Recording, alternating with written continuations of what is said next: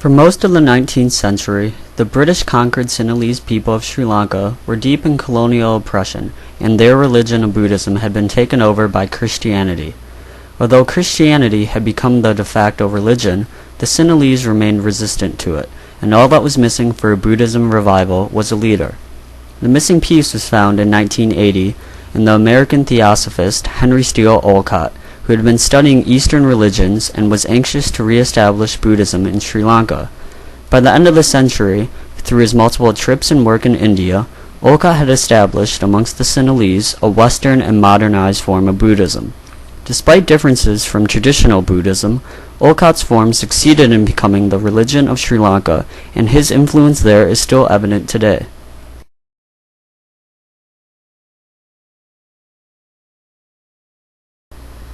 Olcott's theosophical background helped shape his idea of religion and Buddhism. As a follower of theosophy, the idea that all religions contain a part of an absolute truth, Olcott founded the Theosophical Society in 1875 with colleagues Helena Blavatsky and William Quan Judge. Although initially formed to investigate the explanations of mediumistic phenomena, the Society's goals changed a few years later with the establishment of its international headquarters in Bombay, which was later moved to its current site in Adyar, Madras, India. By then, the Society's objectives had come to encompass three main principles. 1. To form the nucleus of a universal brotherhood of humanity without distinction of race, color, or creed. 2. To promote the study of Aryan and other scriptures, of the world's religion and sciences, and to vindicate the importance of old Asiatic literature, namely of the Brahminical, Buddhist, and Zoroastrian philosophies. 3. To investigate the hidden mysteries of nature under every aspect possible, and the psychic and spiritual powers latent in man especially. The most critical of these objectives is the second, which refers to the need to vindicate the importance of Buddhism philosophy. This principle is what Olcott took on firsthand to do in Sri Lanka, and with the Theosophical Society's headquarters now in India, he began to form contacts with Sinhalese monks and recognized the need to stop the colonial British suppression of Buddhism. His reputation in India started to grow, and in 1879 the Bishop of Colombo noted that the secretary of an obscure society was corresponding with monks, hailing them as brothers in the march of intellect and praising them for their spirited anti-missionary and anti-Christian challenges. Olcott's influence in Sri Lanka was beginning to be seen, and the Sinhalese were primed for his arrival in 1880. Olcott's first trip to Sri Lanka laid the foundation needed to successfully re-establish Buddhism. On May 16, 1880, Olcott made his much-anticipated arrival in Sri Lanka with Helena Blavatsky, where a huge crowd waited. A white cloth spread for their feet ran from jetty to waiting carriages. 1,000 flags waved welcome along the roads. Their arrival was truly an important moment to the Sinhalese, and their first day was spent receiving blessings and visits from monks and other distinguished religious figures. Shortly thereafter, Olcott, along with Blavatsky, became official Buddhists, taking pencil and reciting the 3 refuges and 5 precepts of Theravada Buddhism. Olcott went on to establish 7 lay branches and 1 monastic branch of the Buddhist Theosophical Society while there. It is important to note that although Olcott was very anti-Christianity in that it was being forced onto the Sinhalese by the British, he admired the effectiveness of Christian techniques and practices for the spread of its religion. Thus, Olcott was explicit about modeling his Asian work after Christian examples, and described the newly formed theosophical branches stating, "As the Christians have their society for the diffusion of Christian knowledge, so this should be a society for the diffusion of Buddhistic knowledge." Olcott also adapted another Christian concept in founding many Buddhist secondary and Sunday schools for the promotion of Buddhism to young children. As the professor Obayesekir states in his lecture on Olcott, it was primarily through these schools that modern Buddhism diffused into the society and became the basic religious ideology of the educated Buddhist bourgeoisie.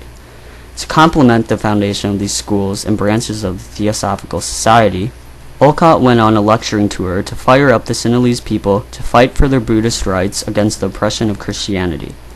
Indeed, by the time his trip was coming to an end, Olcott had revived the Sinhalese fight for Buddhism, and his oratorical charisma and skills had won over tons of support. Although he initially seen this trip as a chance to learn more about Buddhism, He left Sri Lanka, seeing himself more as a teacher than student, and being hailed by the Sinhalese as the White Buddhist. During his second trip to Sri Lanka in 1881, Olcott continued his efforts to re-establish Buddhism through lectures and compiling a catechism of Buddhist principles. Olcott went on an 8-month tour with Mahadivate Gunananda, the monk who had spearheaded the first phase of the Sinhalese Buddhist revival, giving lectures and handing out anti-Christian and pro-Buddhist tracts. He also raised money for the National Education Fund he had founded to finance Buddhist schools for Sinhalese boys and girls by selling merit cards and soliciting subscriptions to support the fund. Despite the success of this tour, Olcott remained disturbed by what he perceived as the shocking ignorance of the Sinhalese about Buddhism. His belief that the Sinhalese didn't know the fundamentals of Buddhism caused him to assume the duty to stir the Sinhalese masses from their ignorance, to instill in them his own Creole representation of their Buddhist faith. To do this, Olcott once again adapted a Christian missionary technique in devising a catechism of basic Buddhist principles modeled after elementary handbooks used in Western Christian sects. With the support of the high priest Sumangala, Olcott's Buddhist Catechism was first published in both English and Sinhalese on July 24, 1881, and would eventually go through 40 editions and be translated into over 20 languages. His catechism was divided into 5 sections, the first 3 influenced by traditional Theravada Buddhism's 3 refuges, the 4th about the history of Buddhism, and the 5th devoted to his theosophical ideas as related to Buddhism. In general, his catechism was very anti-Christian, as he himself called it an antidote to Christianity, and criticized the belief of divine incarnation and miracles, while instead emphasizing reason and experience. His catechism, relying heavily on the early teachings of the ancient Buddha and with theosophical undertones, was hugely influential and perhaps the defining document of Olcott's Creole Buddhism, and is still used today in Sri Lankan schools. Olcott returned to Sri Lanka for a 3rd time, and helped revitalize the Buddhist movement by performing healings. When Olcott arrived back on July 18, 1882, the Buddhist revival was at a standstill due to the encroachment of Catholic missionaries who had converted a well near a Buddhist pilgrimage site into a healing shrine. There were reports of one case of a miraculous cure by the Roman Catholic missionaries, and Olcott feared that there would be a rush of ignorant Buddhists into Catholicism. In order to disrupt the possible onslaught of Buddhist converts to Catholicism, Olcott sought a monk who would perform healings in the name of the Buddha. However, Olcott was unable to find such a monk, and instead took it upon himself to do it. His first healing occurred near the end of August in 1882, when he met a man who was suffering from hemiplegia, a paralysis of one side of the body. As Olcott describes in his diary, in less than a half an hour I had restored the arm to flexibility, so much so that he could whirl his arm around his head, and in fact do anything he liked with the limb. Olcott went on to restore the man's paralyzed leg to full flexibility, and news of the healing spread quickly throughout the region. During the summer of 1882, hundreds of people at a time lined up to be healed by Olcott, and it is estimated that he treated close to 3,000 patients that summer. Although he publicly attributed his healing powers to the Buddha, he privately credited the Austrian physician Franz Mesmer. He also dismissed the notion that his healings were miraculous, instead explaining that he was sending out with a feeling of sympathy his vital aura into the patient's nerves.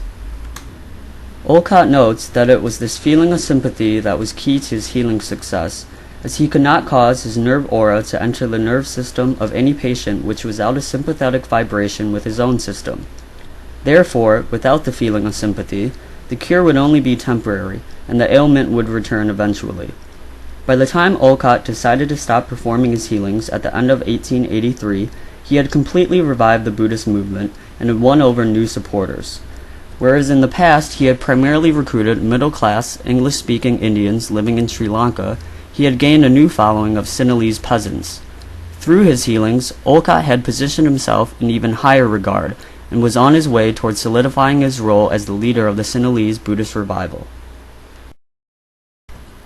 In the wake of a massive Buddhist-Christian riot in Sri Lanka, Olcott returned for a 4th time in 1884 and confirmed his place atop the Buddhist revivalists. On March 25, 1883, a procession of Buddhists marching towards Mahadivate Gunananda's newly decorated monastery were bombarded by a throng of Catholics, and a bloody brawl ensued. When it finally ended 3 hours later, 1 man had been killed and 40 others had been injured. In the following weeks and months, the government worked towards identifying the causes and culprits of the riot, but ultimately nobody was charged and nothing was done. Upset by this, Sinhalese monks urged Olcott to return to Sri Lanka, and their